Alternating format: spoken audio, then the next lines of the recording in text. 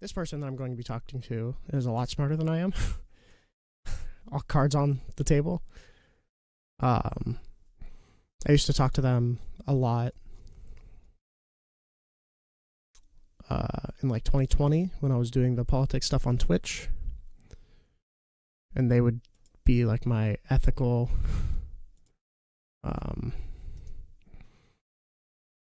They were just a lot smarter than me, so hopefully they don't like wildly outclass me, and hopefully they're fine with just like a chill conversation. How's it going? Whoa, what's up? Long time no hear. Long time no talk. How's it going? Pretty good, pretty good. How about you? I'm a lot smarter than the last time we talked. So I'm a lot sadder. Um, That is fair. Yeah, that's super fair. but I think that's it. Wait, hold on. Why is the fuck? I invited you here so I could use the widget for the stream, and now it's not even showing up. So okay, so the reason that I asked you to talk is because I am not super proficient in ethics, and I'm trying to change that a little bit. And I was talking to someone in my Discord server, and they said that you were one of the people that they go to for ethics debates and stuff. I recognized your name, obviously, because we've talked before. And then I watched a couple of your debates. I found that I more or less agreed with some stuff, but I wanted to ask you a couple questions. I saw your debate with that Liquid Zulu guy, and with Oh man, yeah, and with that was an old school one. that one, and the one with T Jump, and The sea jump one was hilarious. yeah, none of them. Um, Not needless to say, the questions that I had to ask Not were not informative, yeah. were not answered by any of that. But I don't have like a super hard like script or anything. It's mostly just a conversation. I don't even know if we'll like meaningfully disagree on anything. I'm just here to kind of pick your brain a little bit, and hopefully that's fine. And Yeah, it's chill with me. okay, cool. No, I'm just cool catching up with you. It's been like a long time since I fucking heard from you. It's cool that you're back in the scene doing politics stuff again. I'm kind of in the scene. I'm out of the fuck Twitch, and fuck like So the days. yeah. But I mean, I'm here. I'm like trying to build my own thing a little bit. I'm not showing my face anymore because I've gotten a fuck ton of death threats. So that's not Jesus, good. you're like I have no idea what the fuck people would be death threat. You were like an incredibly fucking kind person. It's wild that people are. I guess maybe that's just the reason why, right? Like you don't target people who are like super super mean because those people can do something back. Really nice person's unlikely to. Well, I mean, I got a little less nice when I got a little smarter too. But That's fair. okay, so do you want to give me your rundown basically of how you view utilitarianism, and I'll take it from there? Yeah. So my view would probably best be described as like act utilitarianism. And more specifically like objective list theory. It's the idea just that there are multiple things which are fundamentally good, or fundamentally like worth calculating. So one's going to be pleasure, one's going to be suffering. Those are the obvious ones. Pleasure is good, suffering is bad. Hot take, I know. Yeah. The other one is just that true beliefs are good. Okay. And that's it. I don't really have anything else on my objective list. But somebody like obviously I'm somebody who wants to include more. Could reasonably make a compelling argument for having more things on an objective list and still being a utilitarian. So long as it's the case that like at the end of the day, what you're talking about is just things about the world. Mhm. So it is you're talking about like the action you ought to do is the one with the best possible impact. Mhm. Then that's going to be some form of utilitarian. Right. And I probably more or less align with that. And then so when you say the objectively good outcome is the one that produces the most pleasure and the one that minimizes the most, I don't remember the specific term you said, but like bad feelings basically. Yeah, suffering is usually what I go with. Yeah, suffering. Yeah. How do you like objectively measure how much pleasure something is producing? Well, what you do is you do the exact same thing you do for most other things, but you just have to induct from evidence. So if you wanted to like measure how much water is in a pool, you could like calculate the size, and then you could like make some guesses about the thickness of the wall of the pool, or you could try to like put it into a measuring cup and hope that you got the lines right, and you can induct from the fact that it's like measures up to a certain line. Those are all the approaches you use for measuring most things. Sure. In the case of something about somebody's internal state, you can't like put it into a container and just see where the line is. Obviously, those lines aren't perfect in the real world. But the thing you do is you just induct from other pieces of evidence. So if somebody's crying, that would give you at least some evidence to believe that they're feeling kind of bad. It wouldn't give you very much information on exactly how bad they feel. You know, it's past the threshold of what causes people to cry. And even then, that's not guaranteed, obviously. You can say something like, well, some people might be faking it. They might be like there are individuals out there who can like fake a cry and do a really good job, and like tears and everything flow. So it's just one piece of evidence. But then if you have a cumulative case of more and more and more evidence, you can be more and more and more sure of this fact about their internal state.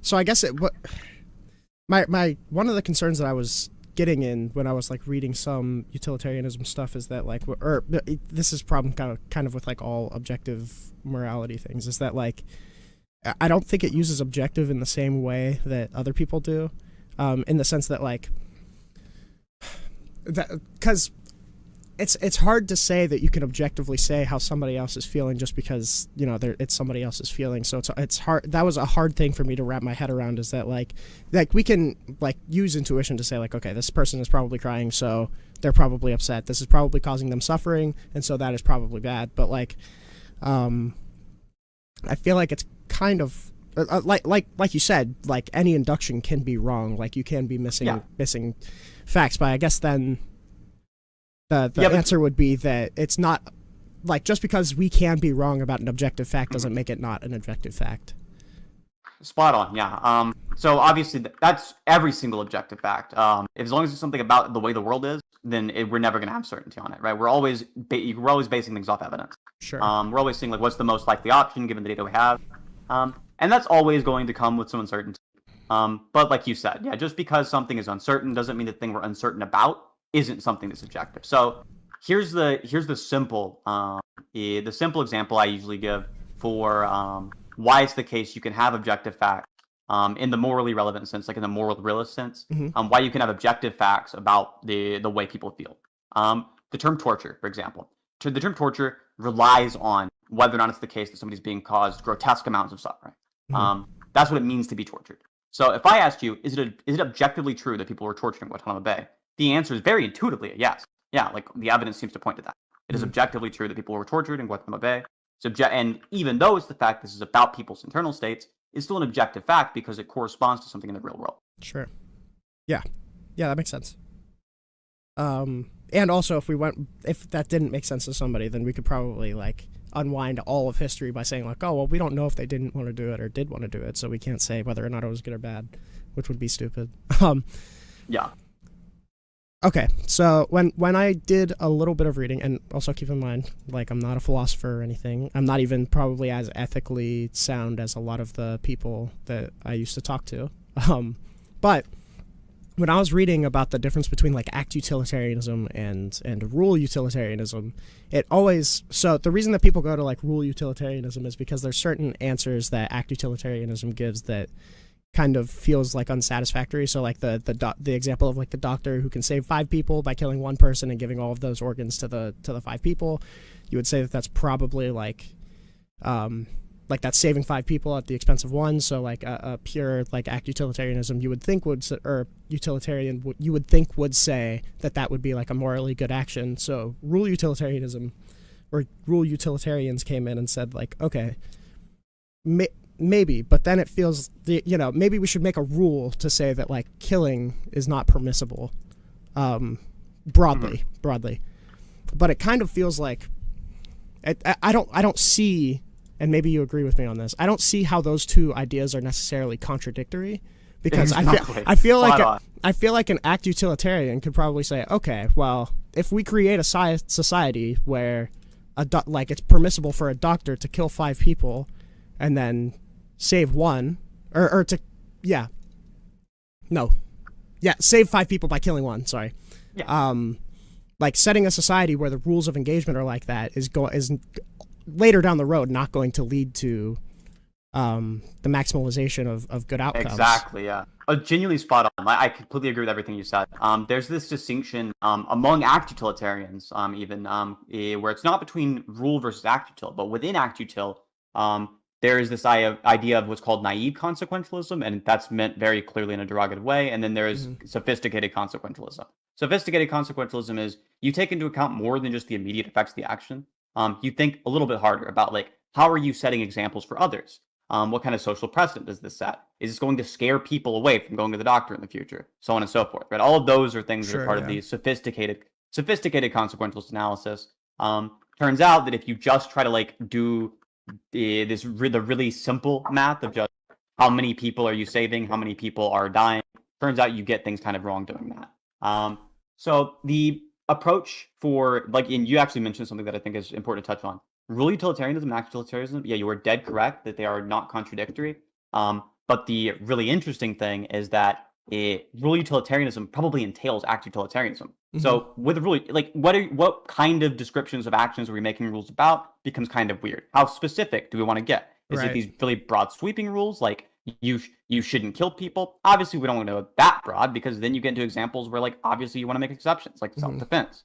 So they could say something like, well, we'll make exceptions when there's a certain amount of threshold of utility passed or something like that. But if I say to you, why wouldn't we just have a rule? Under rule utilitarianism, why wouldn't we have a rule that says you ought to maximize utility? If we're saying that we want to generate rules that are rules that if everyone followed would be utility maximizing, that's going to be one of them. One of the rules under act utilitarianism is that one of the rules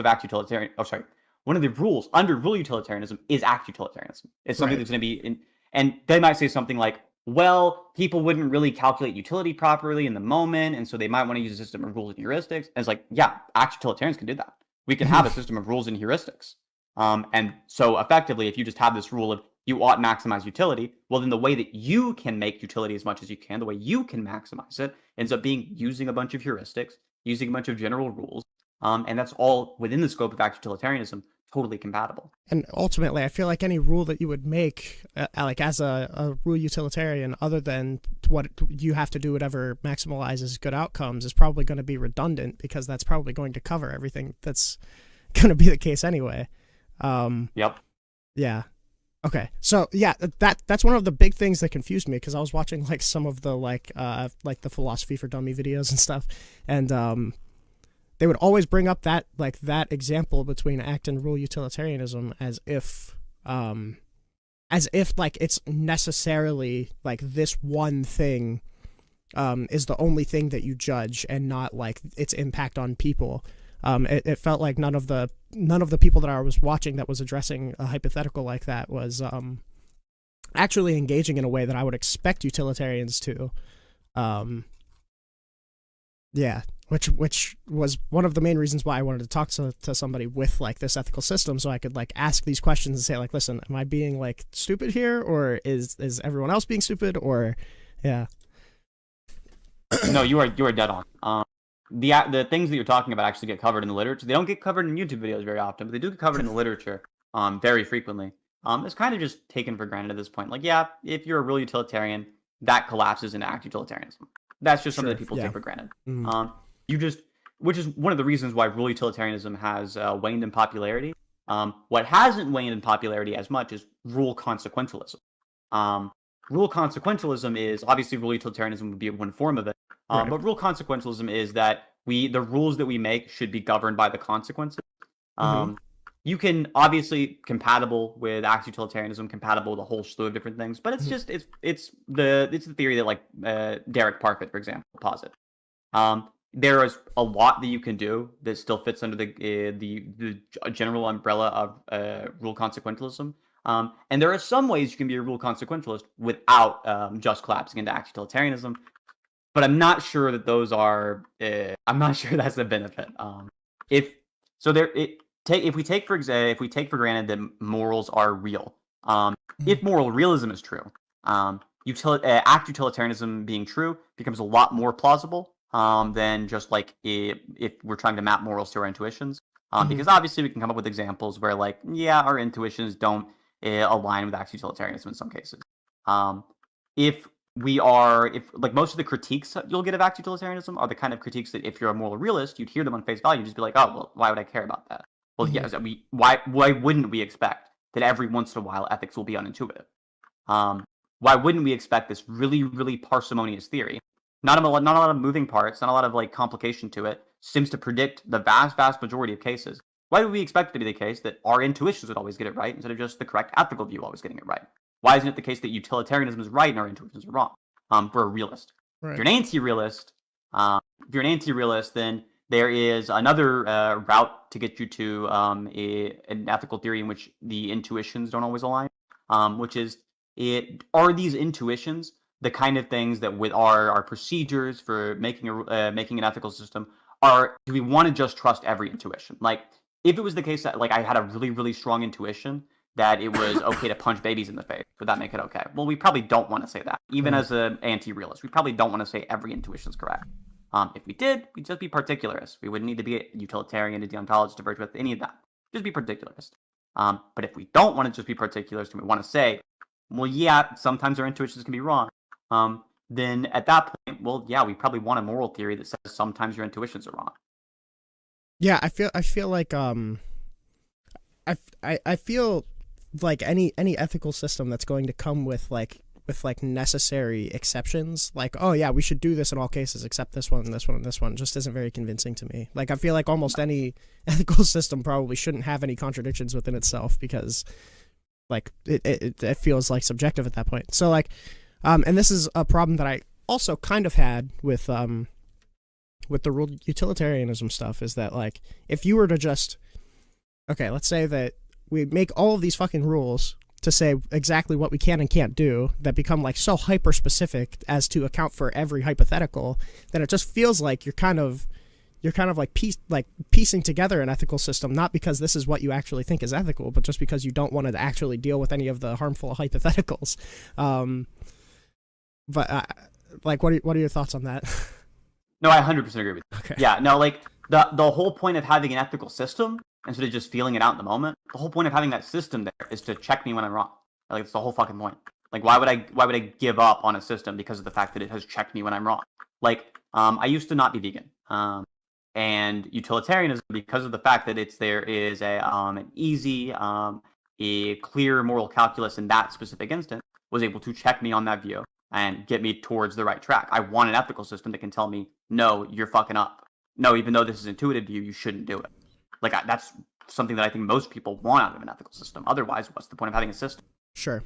So when you look at like suffering and positive outcomes, do you look at that from like just a human's perspective, or do you look at that from all life's or like all like semi-conscious life's perspective? So like, do you look at the suffering that would be entailed, or that would be like perceived by a pig as well, or do you just look at like human? I look at it all. Suffering, it doesn't matter who it like whatever the species of the sufferer is, it doesn't make the suffering a good feeling. Suffering's still a bad feeling. If I had to be in the position of that pig when it was on the like being like led to slaughter, I wouldn't want to be that pig. That Sure. would suck. Sure. None of the arguments I have for valuing other people don't also apply to valuing other species. Like all of them are going to apply to other species. And in the case of veganism, like there's so many different routes to come to the conclusion that veganism is correct. For we sure. probably want an ethical theory that predicts veganism is true, or that veganism is the correct position. Probably. I guess my question would be then, like, do you think that the line in which that we draw to value to value life, even animal life, like, where do you think that stops between, like, so I figure you wouldn't say that like we should like really consider the utilitarian theory of like an ant or like a fly. No, not much. Like if it was like a billion trillion or whatever ants all being like, I don't know, like tortured by a kid with a magnifying glass, I think that'd be kind of fucked up. I want to prevent that. But in the amount of utility an ant experiences, the amount of good or bad feelings that an ant has are so incredibly minuscule that calculating it in is not all too important. Sure. The way that probably the best way of getting some kind of like decent evidence on the like a hierarchy of moral value is just going to come from like how many sensory associative neurons do the brains have. Obviously, those aren't the exact same thing as moral value, but it Sure. generally seems to trend, right? If a human being loses all their sensory associative neurons, their moral value is gone. You can imagine like maybe a mechanical machine or some kind of AI or something that has utility and doesn't have neurons, but in the real world, that seems to track. And so the amount of utility, the amount of consideration we give like animals is probably far too low. Probably really, really, really, really too low. Or I mean, I should clarify: animals other than the ones that we keep as pets. We seem to give them a lot. Sure. Yeah, we seem to really, really care about dogs, in spite of the fact that they are equally as intelligent as a pig. The evidence seems to show that pigs are slightly more intelligent. Yeah. I feel like there would be a way that if you were to just value like human, like this is something that Destiny did, like the human conscious experience thing, because he would use that point a lot to avoid the veganism question, but also still have a position on the abortion, position.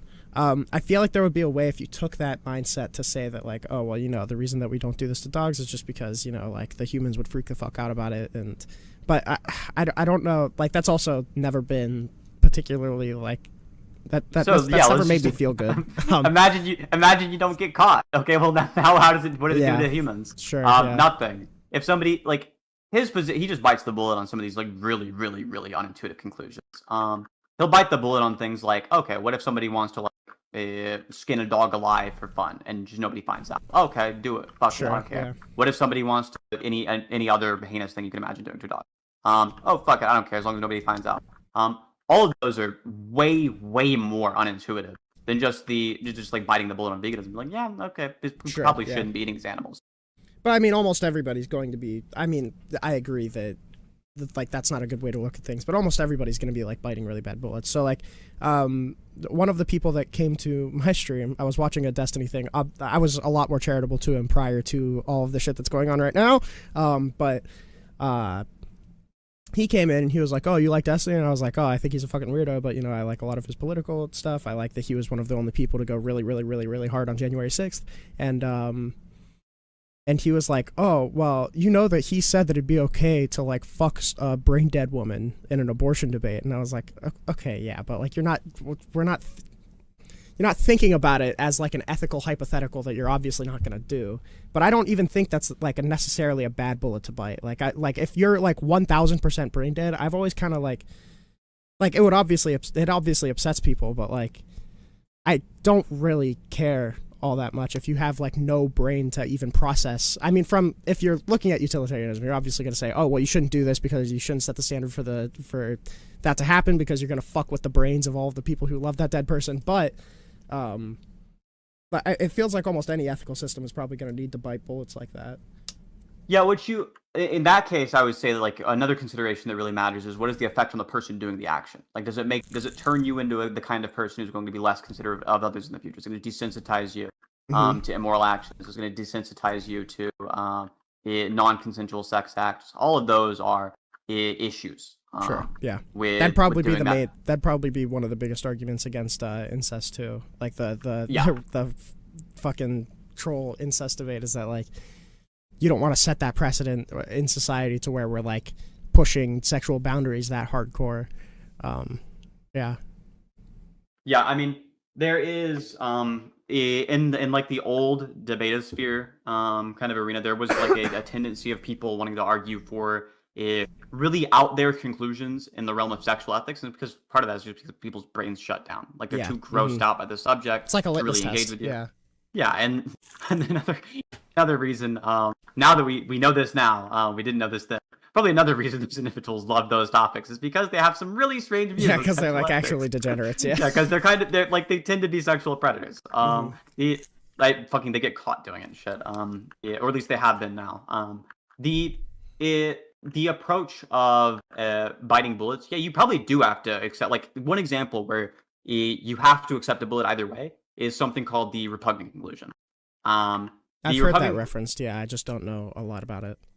The repugnant conclusion is, so the name kind of talks it up a little bit. It's like very, very mildly unintuitive. But it's certainly a challenge to ethical thinking. Especially if you systematize it. So with the Republican conclusion, the idea is like, um, if you hold utilitarianism, or it's really funny if you just hold to almost any other ethical theory this entailed too, you're going to say something like a world with one person experiencing 100 units of utility, is not as good as a world with, I don't know, call it like 9 trillion people, all experiencing 1 unit of utility. They have a life just barely worth living. Hmm. That huge number of individuals, like barely worth living, would outweigh the consideration of that one individual experiencing a very good life. And if you're a utilitarian, you would say we ought bring about the world with the huge number of people in it, as opposed to the one where you have one person experiencing a relatively large amount of utility. Hmm. So that's a position which people are like, okay, that kind of feels counterintuitive though. Like Sure. you're Yeah. taking, but if you think about it in the real world, the equivalent is just, it's instead of it being the repugnant conclusion, it's the not hating poor people conclusion. Would you Sure. sacrifice the lives of a tremendous number of poor people who are all like, yeah, they're having a net positive time, but they're not having as good of a life as like a billionaire? Would you sacrifice all of their lives for one billionaire? No. What? That's fucking heinous. And so the Yeah. real world intuitive answer ends up being to bite the bullet on the repugnant conclusion. On top of that, there's this formerly threshold deontologist, Michael Humer. He had an argument while being a threshold deontologist for why basically everyone ought to accept the repugnant conclusion. Hmm. Why the utilitarians just got that one right, and we should all adopt the utilitarian conclusion to our ethical system. He has this argument where it is effectively, it's sort of like the argument is based on the principle that there's transitivity between like which world's better. So if world A is better than B and world B is greater than C, then world A is going to be better than world C. Now Sure. that seems like just on face value, like really obvious. Like Yeah. you feel kind of insane. It's like denying basic that. logic. Yeah. Hmm. Yeah. And then he has this these two steps where you have a world A, a world B, and world C. In which world C ends up being that world with the tremendous number of people, and world A ends up being that world with one individual. But the stepping through it is just imagine it's the case that we'll call this world A. World A is there's one person, they experience 100 units of utility. Would it be the case the world is better off if a bunch of other people experiencing lives that were net positive, but just one util, right? Hmm. If a lot of extra people were added into the world, would that be good? And we'd say intuitively, yeah, it'd be a better world. It certainly wouldn't be a worse world, which is what's important. Sure. It seems like it's better off if there's a bunch of other people who also get to enjoy the world as it exists. Now, if somebody were to say, okay, step two, imagine it's the case that everybody involved has, instead of it being the case, there's this huge disparity where one person gets a lot of utility and a bunch of other people aren't getting much utility. Imagine if we change the world again. We change the world from that one where there's one individual with a lot and a bunch of people with not very much. Imagine we make it equal. And we average everyone together, and it ends up being the case there's like 1.0001 util per person. Is that better off? Well, intuitively, it seems like the answer is yes. It does seem like that's better off. Well, now we've just gotten back to what was supposed to be the bullet for the utilitarian. Sure. We've said Yeah. that A is greater than B is greater than C, and C is is supposed to be the bullet bite for the utilitarian. Hmm. Turns out it's kind of just the intuitive answer. When you do that two-step process, it just becomes clear that that is the correct answer. Like the utilitarians just got that one right. Yeah. Sure. I've So I've you have always like a I've always wondered a little bit about the because I have heard that hypothetical. I just didn't associate the name with it for some reason. I've always wondered. So like, okay, a utilitarian believes that we have to maximize utility for the most amount of people, right? But does it necessarily follow that maximizing the most amount of utility for the most amount of people means that we should just infinitely add people and infinitely add utility to them? Or does that do you think that population growth necessarily falls into that so, conclusion? so you actually don't have to, as a utilitarian, accept that. You can just say that what you're talking about, you don't care about total utility, you care about average utility, right? You care about what is the average life people are living. And adding more people, this average utilitarianism is like one response. Mm-hmm. I think there are big issues for average utilitarianism, but yeah, utilitarian doesn't have to accept, they don't have to buy the bullet. They can just hold the average utilitarianism. What do you think one of the big problems with that would be? Yeah, so one big problem with average utilitarianism is, let's say that you have a bunch of people, everyone's enjoying life, everyone's having a net positive life, but there's one guy and he's like the worst off guy. Can I shoot him? Sure. And then it's just like, well, Yeah. well, hold on, that would bring the average up, but that seems kind of fucked up. Well, to be fair though, couldn't you use the same sort of like, okay, well, we don't want to, set the rule in a society to where we should just be like fucking shooting people. Like I feel like, Well, if what we care about is the average, you definitely would want the rule, right? What you care about is like, what are the rule systems that'll make the average utility go up? It'd be to secretly kill off the worst tough people. That's fucked. okay. You don't want it. Yeah. But if we're Yep. if we're okay, so we're building a society, right?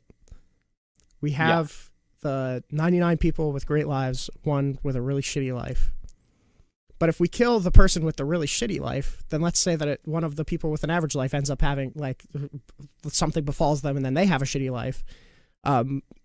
They would probably argue that like, hey, listen, I had a good life, but like they would probably argue for the same thing I'm saying. Like, well, maybe we as a society shouldn't be just killing people off because like that's going to bring our average down. Because if we end up dying, then we know that we're getting to that position that we know we're going to get shot in the head.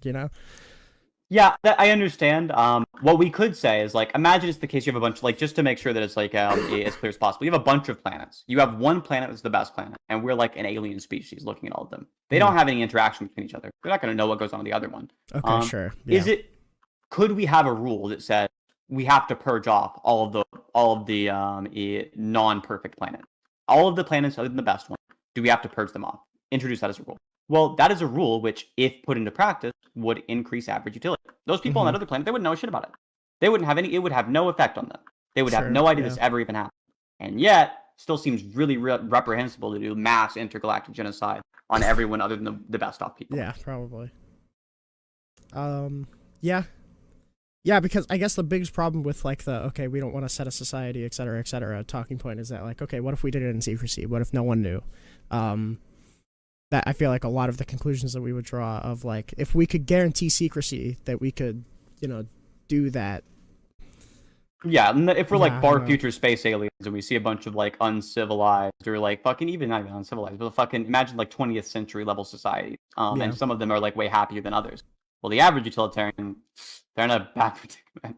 Yeah, sure. And so what we really, when it comes to bullet bites, you are correct. Every position has some bullets to bite. What we got to think about is just what are the bullets we're trading off? How do we trade bullets until we get a system with the least bullets? Yeah, until one dies. Yeah.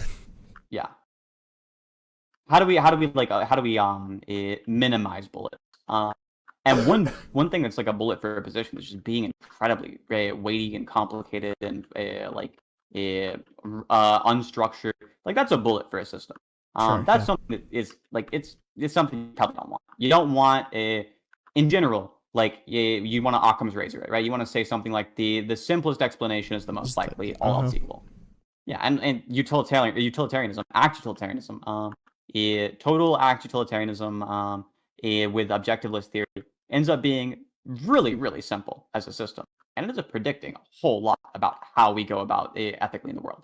Like, is it wrong to torture dogs? Yes. Is it wrong to lie to people in some contexts and not others? Yes. Is it the case that like a white lie, like telling your wife that she does not look fat in that dress, is a good thing to do? Well, yeah, that's act utilitarianism predicts that, and it predicts it correctly. Is it the case that like you want to lie to the Nazis at your door when they ask you if the Jews are at your house? Yeah, of course. You want to say that's the ethical thing to do. Is it the case you want to lie in a case where like it could hurt someone? No. You don't want to lie like that. You don't want to like lie to your partner about the fact that you've like lie to the partner about the fact that you love them because they end up getting hurt by that. So you wouldn't want to do that. You wouldn't want to cheat on your partner because they end up getting hurt by it. All of these like really obvious real world scenarios, the utilitarians predict correctly. And so like this really simple system is predicting all the real world cases. Well, it seems like maybe that one's going to win out. There's just good evidence in favor of the theory. Fuck. Okay. Here, I'm really going to show my stupidity now. Okay. So the term for the opposite of consequentialism. What is that? So it's, or not opposite, but like the other like mainstream. Yeah, there are three big categories. You can have a consequentialist, and you can have deontological, and those are both part of what's called deontic ethics. So it's like action oriented ethics. And then the other category is what's called arete ethics, and the main one is virtue ethics. So you could have virtue ethics, deontology, or consequentialism. You Um, can also there are technically more that don't fit into those three. They're sure, less yeah. popular, but like particularism is an example. Could you give like a like a short description of the other two? Yeah, so deontology is the core definition I'd give for what makes something deontology is that it is a system in which the categorical imperative is what decides your actions. So if it was the case that if it was the case that this type of behavior it was the type of behavior everyone was doing, would it still be okay to do? That's the deontological approach. Virtue ethics is you can think of it as like gardening almost. It's like about the kind of person that you're making yourself into. Um, and the short summary of virtue ethics would just be um, the thing you ought to do is what a good person would do, which seems kind of like meaningless, right? It does it pretty Yeah, empty. because then like, what is a good person? Yeah. But to be fair, that's going to sound the same for consequentialists. They're all going to sound kind of empty because they're such broad categories. Consequentialism is going to be the view that the action is the right action to do if it's the one that produces the best consequences. Or Sure, yeah. maybe I should clarify, if it's the one that produces good consequences. So If okay, you're so when Mhm. so for the one that you say like okay, because this is what I was thinking of. Okay, you do whatever makes yourself the best person. I can understand how consequentialists measure good and how like you measure good because it's like it's somewhat empirical. But when we say like what makes somebody a good person, like what does it like what would they even say necessarily makes somebody a good person? How do they measure that? I have not heard a good answer to that question from virtue ethicists. Okay. A lot of them have answers that they want to give, but it so what they'll say is a thing that almost ends up being like kind of circular. It's like a good person is the one who embodies the good virtues, and avoids acting on the acting vicious, But then or you acting in determine line with vices. what a good Determine virtue what is by if it makes you a good person. Yeah. Yes, yeah, and then it's like, okay, well, I don't know, like how is it the case that your ethics even contradict me? I don't know what they're saying at all. Like, how couldn't I just hold all the same stuff that you're saying, but as a utilitarian? And then they'll say, well, I don't know, maybe. And I've yet to see a virtue ethicist give me a good answer for how do I generate the set of virtues? Like, what's the rule for making the virtues up? How do I pick them out? Sure. Yeah. Like, I don't. Genuinely, it might be good to find some virtue ethicists To to talk to. posit something. Yeah. I know of one who's pretty good. I'll put you in contact with her. Her name is Fleur. Okay. Cool. But you might end up dissatisfied because she agrees that virtue ethics is doesn't it kind of lacks a lot of predictive power. Utilitarianism is really strong in predictive power. Utilitarianism always has an answer. It might be the case you can't figure out the answer in the moment, but it always has one. There's always a right thing to do.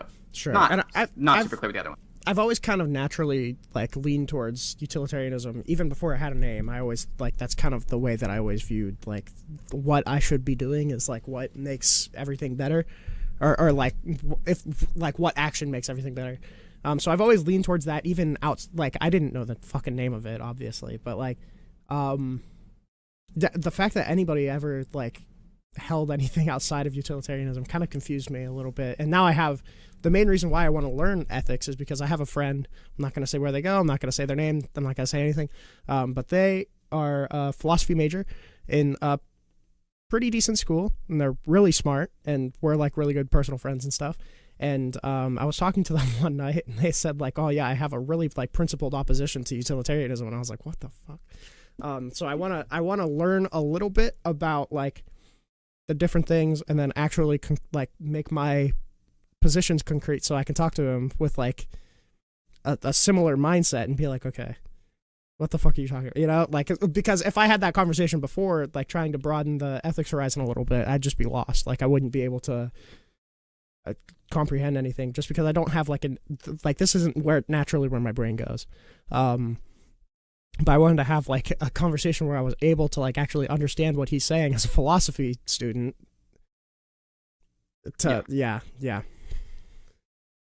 Yeah, I mean, one of the issues of talking with film majors, and I don't know your friends, so maybe they don't have this issue. But one of the issues of talking to film majors is oftentimes they'll get like they'll get really really into the aesthetics of like the jargon, especially if they're from like a more what's called continental tradition philosophy, and so there's this distinction in philosophy of these two like different broad schools of analytic philosophy and of continental philosophy. There's a lot of different ways people have tried to cash it out, but this is gonna sound mean to the continental philosophers, but the way that they draw the distinction, that analytic philosophers are the ones who love they love their little formal arguments, they love their modus ponens, their pop logic, all that stuff. Mhm. And then the continental philosophers love writing poetry. And if you read continental philosophy, it's really fucking clear those motherfuckers are writing poetry. They're not they're not treating philosophy like a science or like a field of math. They're treating it like it's like like an art form. And that's the big difference. So people who are like generally considered part of the continental tradition, it's called that because it comes from the European continent. Whereas the analytic stuff is from America, is oftentimes from America and the UK. The person who initially drew the distinction between continental philosophy and the rest of it was John Stuart Mill. And then later on, people like Bertrand Russell kind of popularized this idea of like the analytic tradition. So there's their big distinction categories. But all that rambling is just to say that, like, yeah, sometimes philosophy majors, especially the continental ones, are going to just get really into the aesthetics of the jargon, and it's going to be really hard to communicate with them. But that's a possibility, because I've definitely been a step behind that person whenever I talk to them. But especially before, okay, so I'm gonna come back to the utilitarian stuff a little bit, but I just for the sake of it. So last time we talked, when I was in like the Twitch poll community 2020, I didn't know shit. I was like one of those fucking people that shortcutted all of the reading that I needed to do just because like I had a study that I heard somebody repeat the abstract on, and then I'd just repeat that, and that was my like only engagement with politics.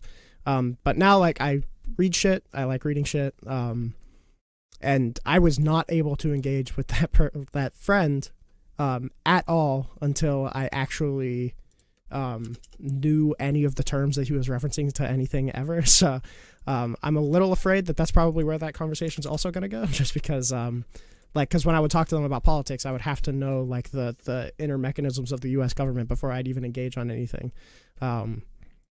So I imagine that philosophy might be a little bit the same, but we'll see. So in the same way that like you ever hear people say like about animals, like they're more scared of you than you are of them, like that kind of thing. Yeah, sure. The similar kind of thing is true with philosophy majors. Like, yeah, you don't know what they mean, but look, they know what they mean even less. The best approach is just ask them for the definition of the words. Sure, yeah. Because oftentimes it'll like click for them, like, oh, actually, that's kind of like this is jargon that I've got an association with, but I don't really know how to like clearly define this. There's this whole formerly it was a debate. Now at this point it's almost like settled. This idea of there being an analytic synthetic distinction, like a difference between analytic facts and synthetic facts. The idea is supposed to be that analytic facts are, I mean, this is like the modern way of getting that distinction back is to say the analytic facts are the things that are true by definition of logic. The synthetic facts are things that are true because of something about the world. But fucking this guy named Quine has got like this like massive argument about why it's the case there actually isn't a distinction, and it's wildly compelling. And the reason I mention this is just because people in philosophy were using these terms like they were really distinct for a really really long time, and now everyone agrees. Turns out there's not actually a distinction, and that's a lot of it. Another one. There's this another example is there's something called Hempel's dilemma. Hempel's dilemma is the idea is basically just about defining what it means for something to be physical. So, like you've probably heard of like physicalism and idealism. You've heard those words before. I've heard those words before. Yeah. Yeah. Like the idea behind physicalism is either that depending on the context, either they're saying the mind is just made of physical stuff, or they're saying that they're saying all the stuff that exists is just physical stuff. And you can ask them, okay, what does it mean for something to be physical? And they're in a kind of tough position where like one type of definition they can give is like, well, like it's the stuff that does stuff, I guess, and then it's like, okay, that's just trivial. Like everyone agrees that all the stuff that exists is the stuff that does stuff. And they think about it's one approach. One approach is kind of common among the physicalists is they'll say, well, actually, physics for something to be physical, that means it's the type of stuff that physics studies. Which, on face value, you probably see the problem with it immediately. Like, okay, what kind of stuff does physics study? Well, they can say either it's the case that it's the stuff that an idealized perfect physics would study. In which case, what is that? How do we know what that is? What does that mean at all? Sure. But wouldn't an idealized perfect physics just know all this stuff? At that point, that's trivial. Everyone's going to agree. Yeah, the stuff that a perfect field of science would all talk about would be all the stuff that exists. Okay, that's not that impressive. The other one is that it's about the current physics. In which case, okay, what about stuff that hasn't been discovered yet? Is that stuff going to be non-physical? Like every time we make a new discovery, have we like proven physicalism wrong? Sure. Well, they don't want to say that. And so the point is, the physicalist is in this weird predicament where defining what it means for them to be physical is kind of weird. But it's not just a problem for physicalists, also a problem for everyone who denies it. Like, what are you even denying? It's Sure, the same issue. Like, okay, well, this seems like there's not even a dispute anymore. Like, okay, so physicalism and idealism seem to be like they're just talking past each other. Both people are just saying something really trivial. And there's just been this long trend of people talking past each other, engaging in like a semantic confusion back and forth, and nobody even really disagreed to begin with.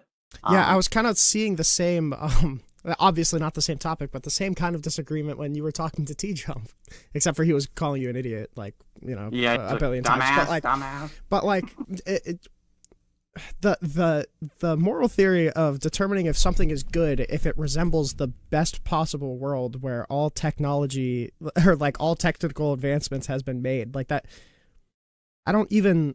How do you measure that at all? Like that just feels like hyper subjective. Like what does it like? That just feels hyper subjective. Like you just kick the can out the road to the word best. Like yeah. You probably don't. You don't want word. So when you're trying to describe really really vague like categories, they're more about like the procedures than they are about like the facts you're describing. Like when you're like a category like consequentialism, I get using words like best there. But when you're talking in terms of like like a normative theory, you probably want to say something more than just best, right? Yeah. You probably want to get more specific. If your specific normative theory, you want to have more than just you should do the best thing to do, because we all agree. We all agree you should do the best thing to do. The real dispute is what's the best thing to do. Right. Well, the best thing to like if the best thing to do for a hedonic utilitarianism is make sure the pleasure minus suffering number is as big as possible. For an objective list theory utilitarian, it's make sure the sum of the things in your list is the biggest possible. For a preference utilitarianism, it's doing what's most preferred by the most number. Like these are real answers. Saying you should do whatever brings about the best world. That's just the same as to say consequentialism is true, which is like that's not a fucking normative theory. That's like a fucking broad category of normative theories. Yeah. Yeah. Okay. So here's the thing that I wanted to get back to, and this isn't going to be super long. So I mean, you know, just sorry for taking up your 40 minutes. Okay. So when you say, I think I heard you introduce yourself as like a truth utilitarianism or like a truth utilitarian, right? Yeah. And what you mean by that is it's basically just act-utilitarianism, but it's also true that whatever is true, we should like, or like anything that, like, we should maximize what gets at the truth. Is that? Well, basically, I would just say that like true beliefs are good too. Is what I'm saying there, right? So like, yeah, pleasure is good, suffering's bad, but like reducing suffering is good. But true beliefs are also good. And there are some really really weird reasons why I think that so I like Derek Parfit said that like all the major ethical theories are all climbing the same moral mountain. I think that the flavors of utilitarianism, preference, objectivist theory, and hedonic utilitarianism, I think they're also climbing the same moral mountain. I think they were kind of actually just saying the same thing. Yeah, that's kind of what I'm learning. Yeah. Yeah, like I think fundamentally what a true belief is. I think that a true belief has that kind of the same affirmative property that pleasure does. I think it's just a different part of your brain doing the same thing. You have this like don't want to dig too much into the spooky neurology stuff, but the when you're like believing something, you have this you can call it like a resonance of this feedback loop in your head. The same thing is happening when you have pleasure. When you acquire a true belief, there's a sense of satisfaction you get from it. When you are satisfied, there are true beliefs you gain from it. So like at the end of the day, all of the different flavors of utilitarianism will roughly converge. And for preference utilitarianism, it's even more straightforward for how it's just the same as hedonic utilitarianism. Well, what it means to prefer something is just that you predict it's the kind of thing that will bring about positive utility, right? It's like, I think this will please me. That's what it means to prefer something. If you the idea that somebody could prefer something, even though all of their beliefs about it are just that it will cause them suffering, that seems like nonsensical. If it's the case you prefer to cause suffering, it's because you think there's going to come with some pleasure that outweighs it. Like, that's what that means to me. Sure. Yeah. So I think that in the same way that the major ethical theories are climbing the same moral mountain, the same thing I think is true regarding flavors of utilitarianism. I think they're climbing the same moral mountain. I think they're trying to get at the same kind of thing, which just ends up being this sort of this idea that the things we ought maximize are these you can call them like resonant affirmative states, which is jargony as fuck, but really it just means like the sense of confirmation, the sense of accomplishment. Yeah, because my question that I was going to ask was basically just going to be, okay, so when you say you're a truth utilitarian and that like true beliefs are good, then like what does that encompass that you like? What is the distinction that needs to be made there that wouldn't just be encompassed by the first bit of it? You know, like why necessarily add that extra part onto it? The reason why I add it is just because I like to make explicit things that are oftentimes just taken just implicit. I like to make sure that it's clear that this is something that I'm also valuing. So it doesn't seem like I'm like pulling the rug out from underneath somebody when I bring up the fact that like, well, no, that's wrong, even though it seems to be good on pleasure and good on suffering accounts, very bad on the true belief counts. I don't want them to feel like I'm like pulling a fast one with them. Yeah, I like to throw it all out at the beginning. Yeah. Mm-hmm. Okay. That's the main reason. I think that the actual truth of these ethical theories, I think they are all equally getting at the same thing, and so they're all equally at the end of the day actually true. But I want to make sure that I'm giving people the information especially when I'm like debating somebody. I don't want them to be able to paint me as like ratting or something. Mm-hmm. Okay, I think that's all of my questions. I appreciate you coming on. Obviously, it was nice catching up a little bit. I see that there's a person in the waiting room. Would you be okay if I brought them up, or? Oh, I'm 100% okay with it. That person in particular, I know. Okay, cool. I'm going to say it like this. I like them as a person. I'm not vouching for them to be sane. That's fine. But they're chill. They're chill, but they're a little crazy. That's fine. Okay, I'm going to go and grab something real quick, and then I'll come back and let them up, if that's all right. Sounds good with me. I'm going to open up your chat so that I can entertain chat and say words at them in case they have things they're saying. Not that popular. There's not a whole ton of people, but have fun with the 4. I got you. All right. All right, Chatter Nation. It's time to post. Ian Hartman. That was way shorter Moxie than I thought. That was way shorter than I thought it'd be.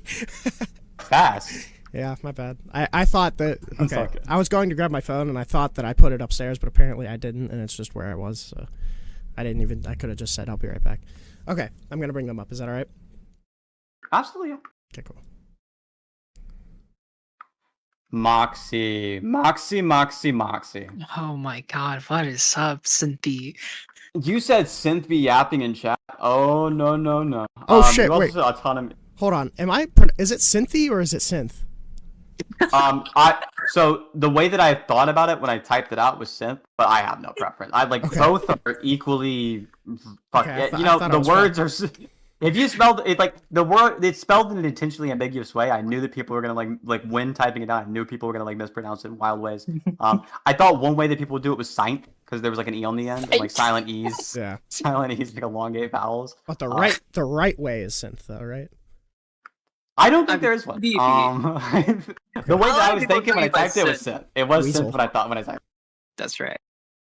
That's right. I'm dodging the debate right now. Yeah.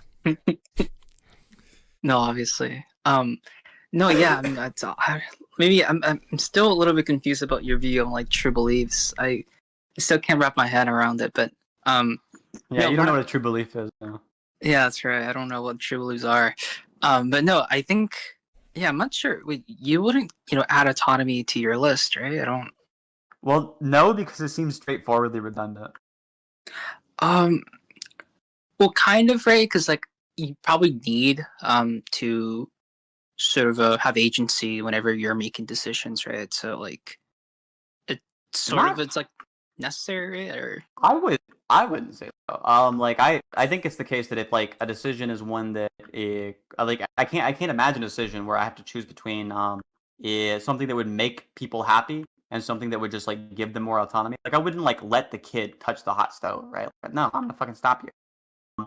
I'm fine with compromising on some level of autonomy when it's the case the other considerations are affected by it. The only times I care about autonomy are just the times when it's good for the other stuff.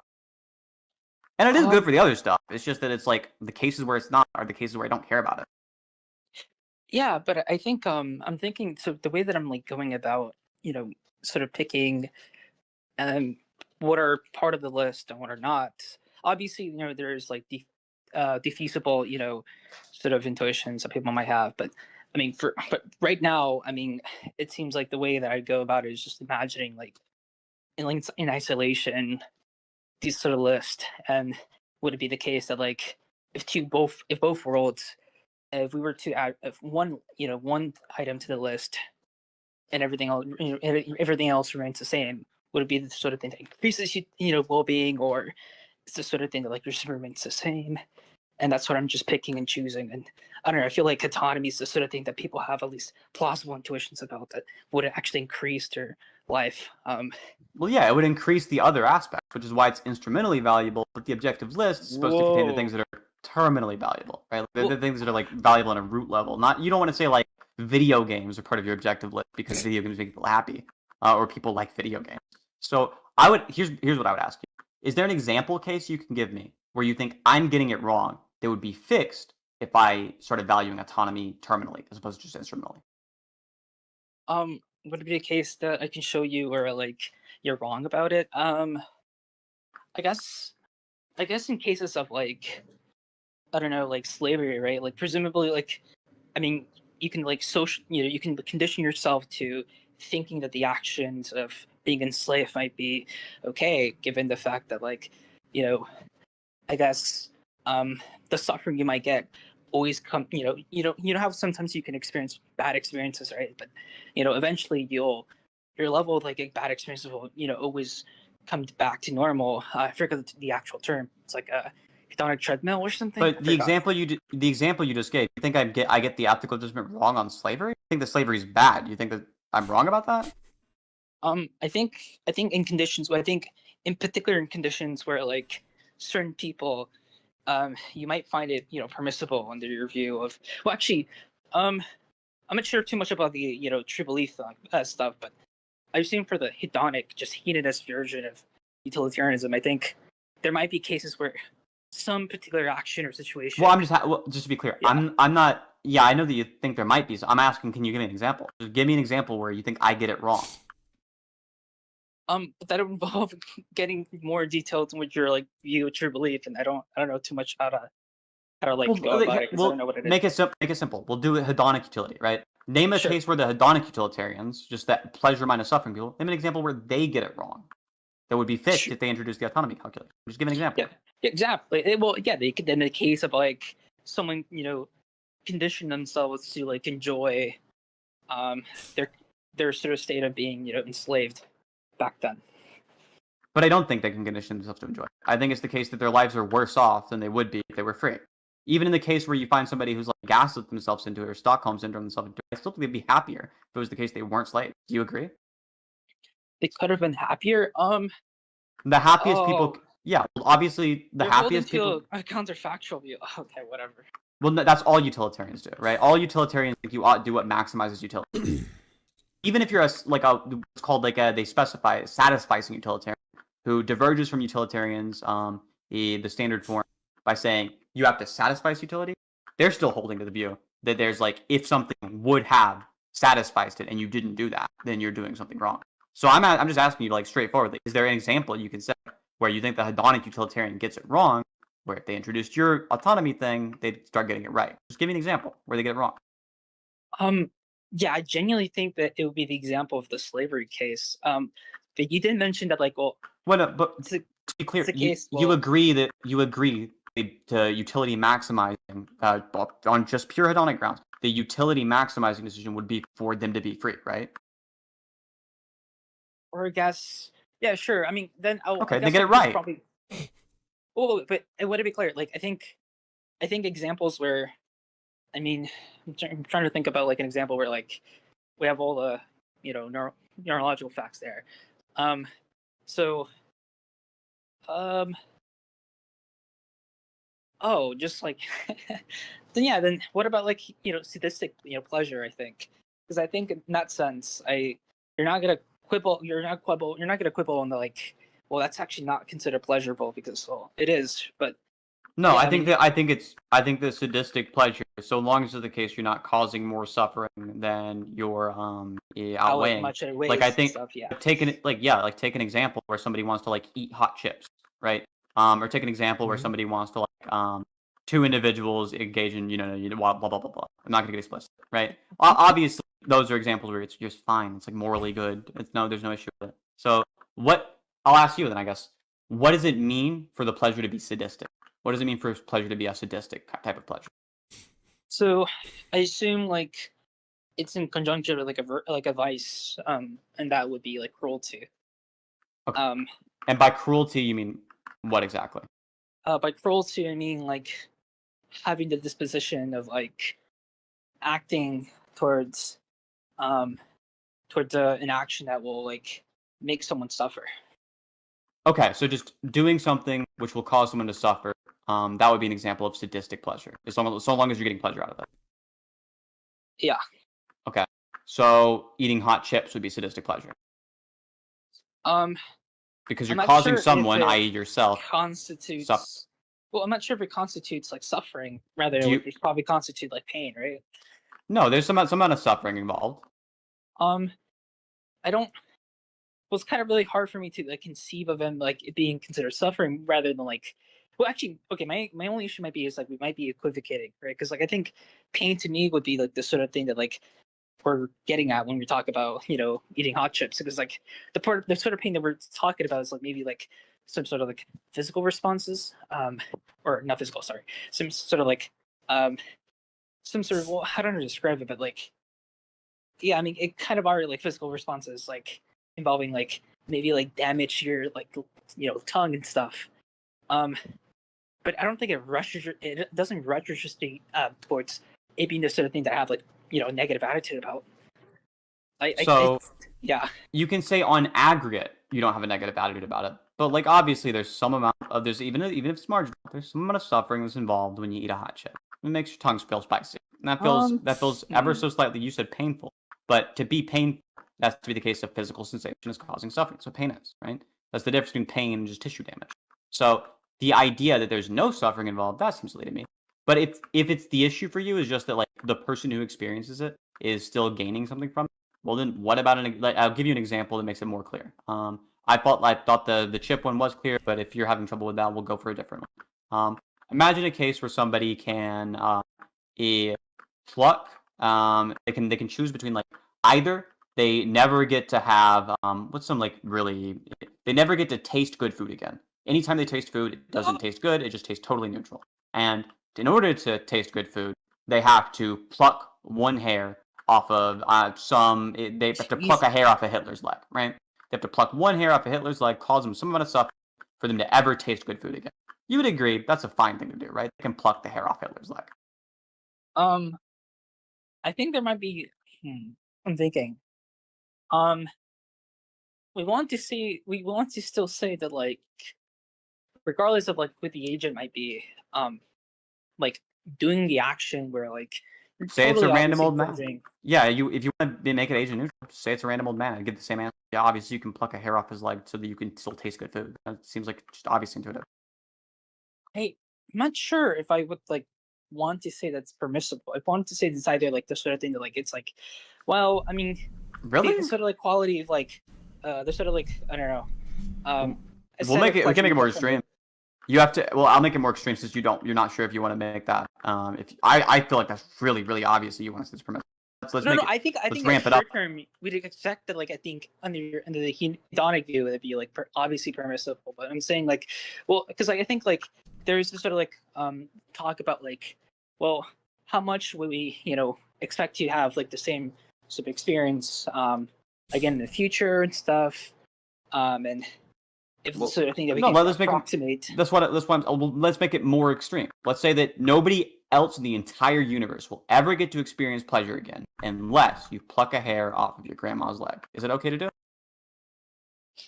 I think at that point, yeah. I mean, I think there would Okay, be. but that's all sadistic pleasure now by your definition, right? Because it causes somebody suffering in order to get this pleasure. Yeah, but like I think at that point, it seems to be the sort of thing that like I think it'd be sort of irrational if any moral theory would actually find it like wrong. No, I agree, but you agree that's sadistic pleasure, right?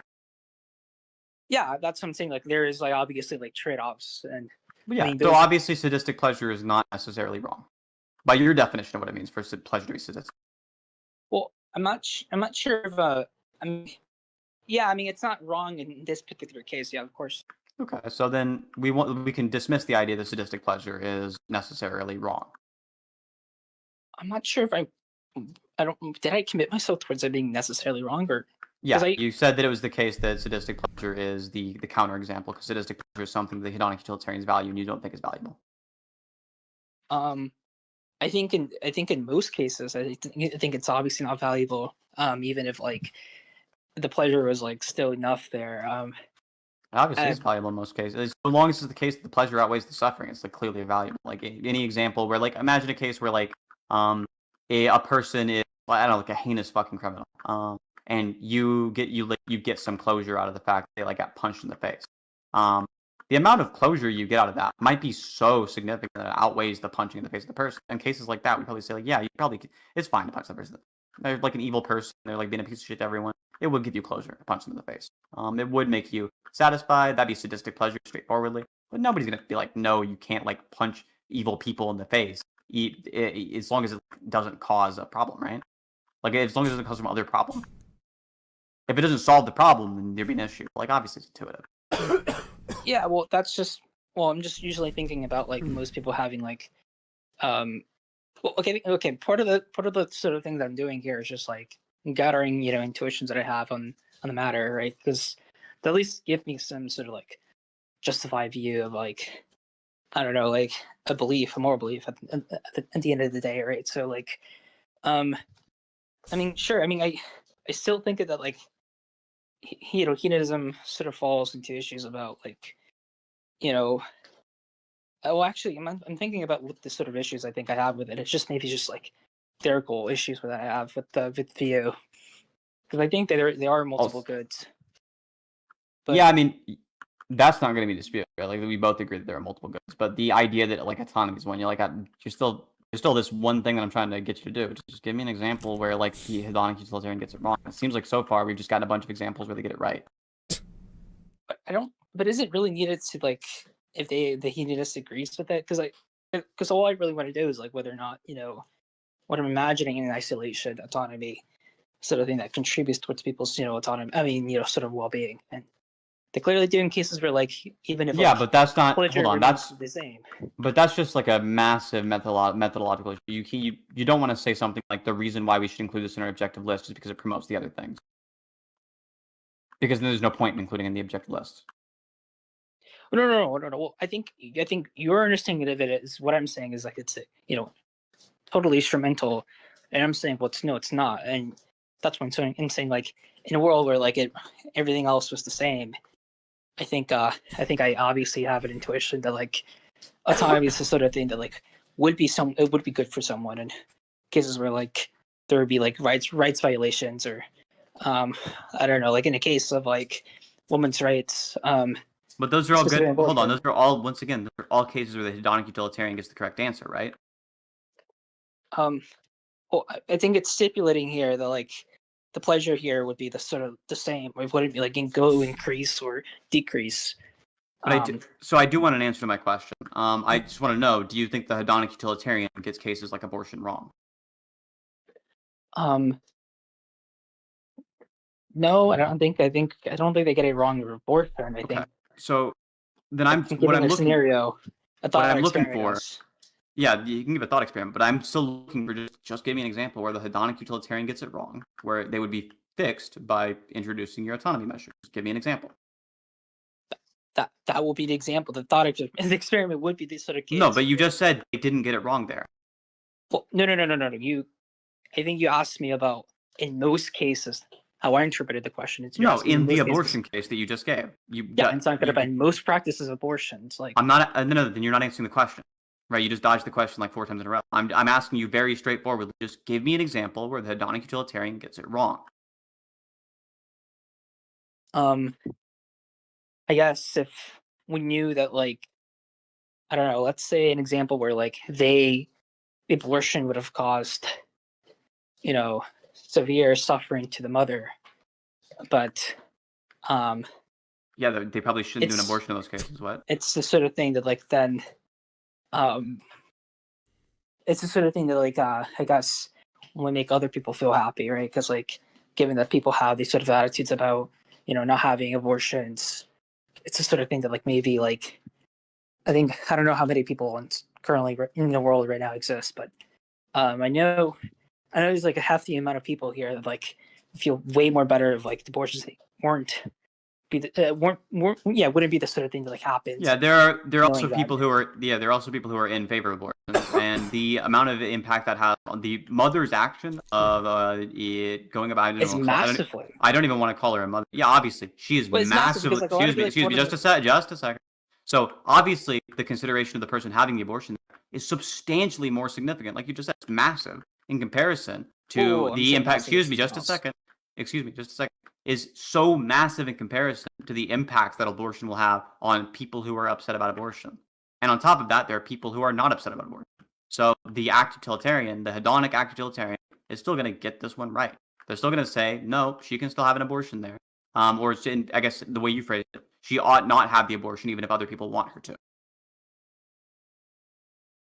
Because it would cause her tremendous suffering, like you said. That tremendous suffering is bad. Yeah, but the sort of case that I'm presenting was like, given that like I think we've seen that like the part of decisions of like why people choose not to have abortion is because, the sort of like social stigma involving it, and part of that sort of social stigma would be like in a really like wide group of people sort of like having like a negative attitude about it. And presumably those negative attitudes are part of those contained like the sort of like bad experiences that you talk about. It seems clear that like I don't know, like if she really wants to have the child, or no, sorry, my bad. So she doesn't want to have the abortion, and she doesn't want to become like a mother. It seems like I think ignoring the sort of like widely supported like view of like abortion, which is probably like around 60%, but I mean, I guess you can call it the majority, I guess. It still seems like I think the sort of people who are going to be way more impacted, but I guess will find the sort of suffering way more meaningful, will be the sort of people who already have the view that like it's the sort of thing that like will be really like they'll be really sad about. It's like really the really thing. Yeah, be real. Just be realistic. Like obviously the impacts on those people of being sad about the abortion is easily outweighed by the mother's consideration because she's directly impacted by it in a way they aren't. Like we both understand, like the act hedonic utilitarian is just coming to the correct conclusion. I still want to say that like maybe like if we're talking about the impact of the abortion, the byproduct would be the sort of thing we're validating. It would be like, well, the negative attitude of people viewing the abortion and stuff. I like you would at least agree that like maybe there could be. This just sounds like you're just kind of like stringing together keywords from the statements you already said. You're just like stringing together a bunch of keywords. None of them are really structured as something that looks like an argument for why the hedonic utilitarian is getting this one wrong.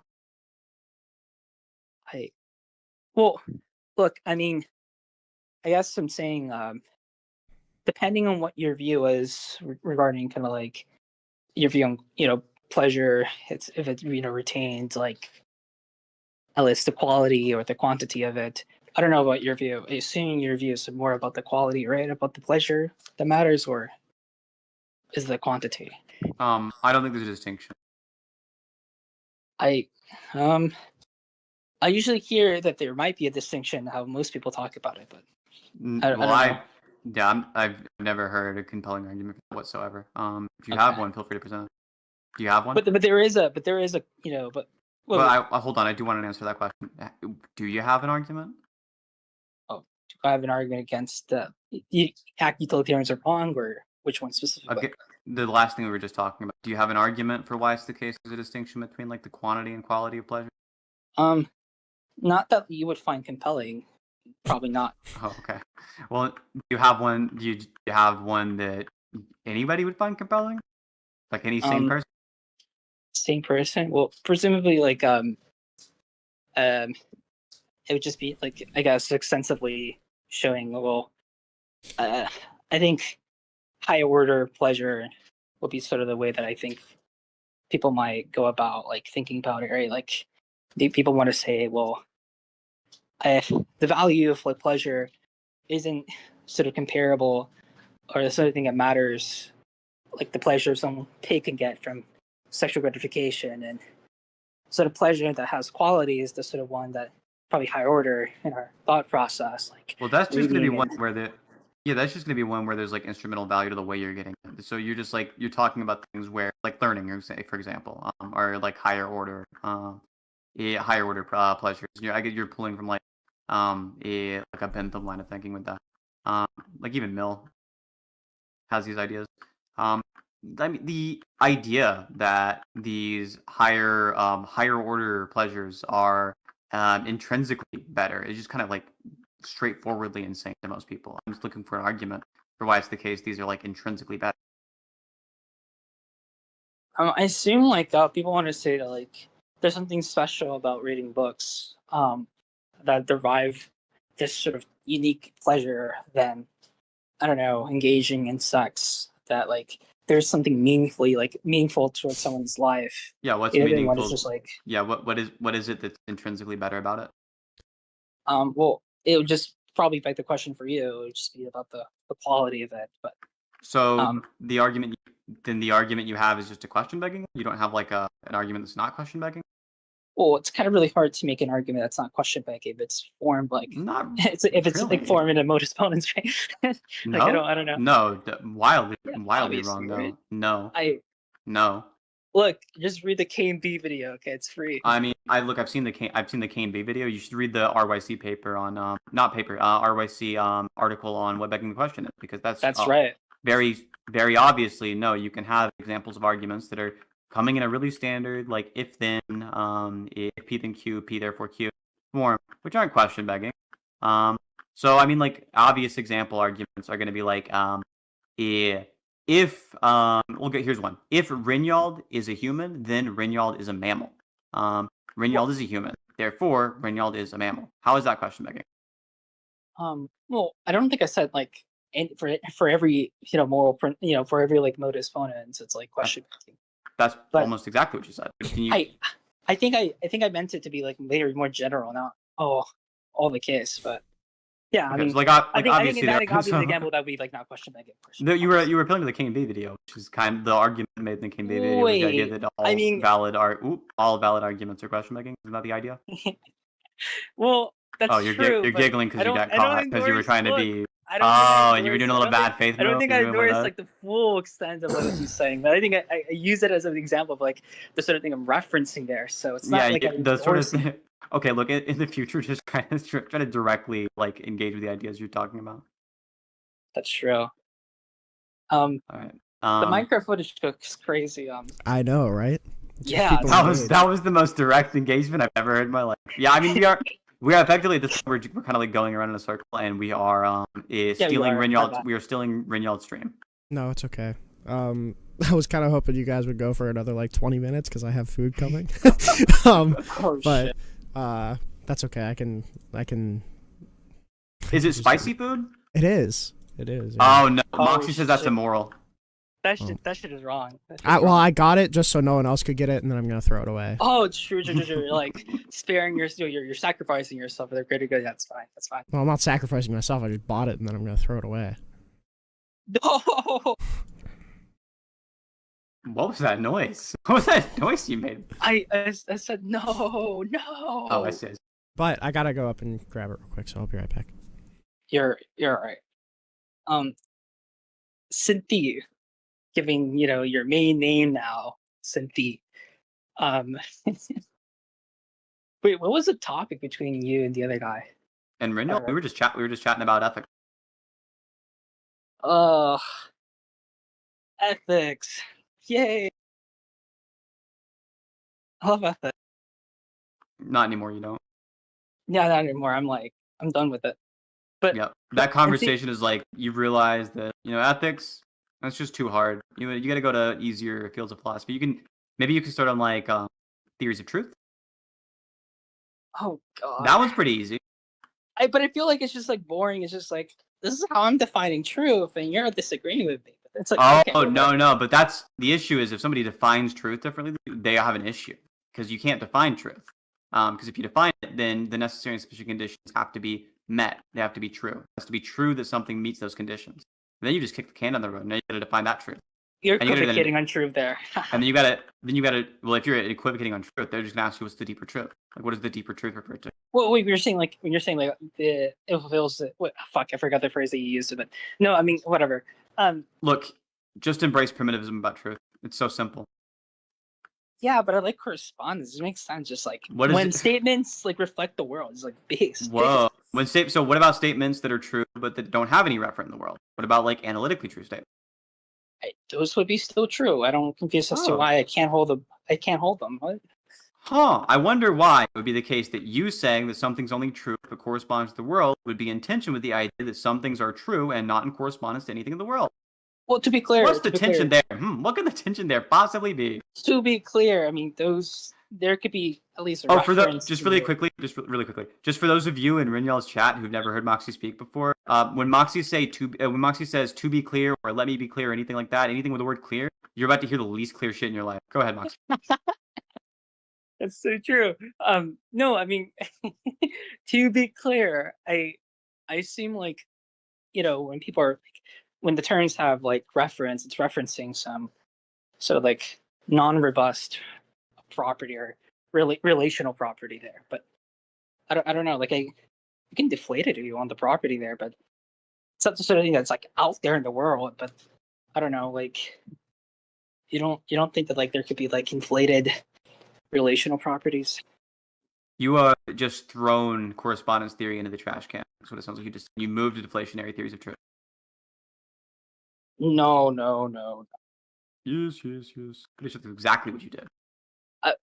How is relational properties somehow implicate being like a deflationist? Well, what does it mean for it to be true that something relates? I have to talk to Fleur about it. His property talk is so weird. No, generally, I gave up. I'm like, well, there might be more property. No, I don't know. Like sentencing, sentencing, giving sentences like, I don't know. I'm attributing the property of blueness to the sky. It's just like so weird to me. I don't like that. You don't find that strange? No. Really? Like when you say... Okay, no, I'm trolling you. That's just weird as fuck. okay. Base. I find that weird. It's like when I take the statement like, okay, the sky is blue. It's like, it's true. It's like a property of truth. Attributed to the sentence or just, it's so weird. Speak normally.